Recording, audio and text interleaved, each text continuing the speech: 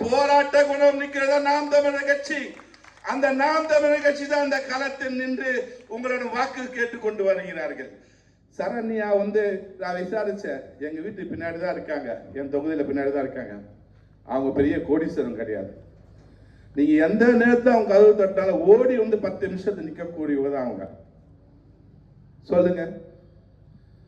ஆனா அந்த வேட்பாளருக்கு போடுவீங்களா, இல்ல இதுக்கு முன்னாடி பரந்தராமன்ற திமுக வெற்றி பெற்றிருந்தாரு அந்த திமுக சின்னத்தை உதயசீலத்துக்கு போடுவீங்களா?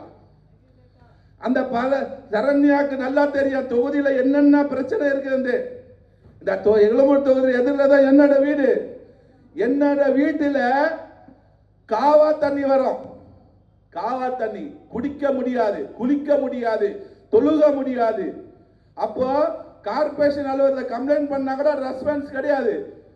இப்ப இருக்கிற அமைச்சர் சேகர் பாபுக்கு தொலைபேசியில் தொடர்பு கொண்டு நான் அக்ரம் கான் பேசுறேன், இது மாதிரி என்னோட எங்க வீட்டாண்ட பீ தண்ணியா வருதுக்கு நான் எவ்வளவு கம்ப்ளைண்ட் பண்ணிட்டேன், எவ்வளவு சென்டேன், இதுக்கு ஒரு முடிவு இல்லைன்னு சொன்னோம். ஒண்ணுமே கிடையாது. ஆனா இன்னி வரைக்கும் தான் அந்த பீ தண்ணா ஒரு நேரத்தில் வந்துட்டு தான் இருக்குது. இதுக்கு நான் எவ்வளவு போராட்டங்கள் பண்ணி எவ்வளவு மனு கொடுத்துருக்கேன், எவ்வளவு பிரச்சனை பண்ணியிருக்கேன். ஆனா இதே சரண்யா வந்தா அதுக்கு மிகப்பெரிய ஒரு விடைகாலம் கிடைக்குமா, கிடைக்காதா? சிந்திச்சு பாருங்க. உங்க கொடுக்கிறதுக்கு 1000 2000 ஓட்டுல உங்க வாழ்க்கை முடிஞ்சிடுமா? நல்லா சிந்திங்க. உங்களுக்கு கொடுக்குற பரிசு பணத்துல, உங்க கொடுக்குற ஃப்ரீ பஸ்ல உங்களோட வாழ்க்கையெல்லாம் முடிஞ்சிடுமா?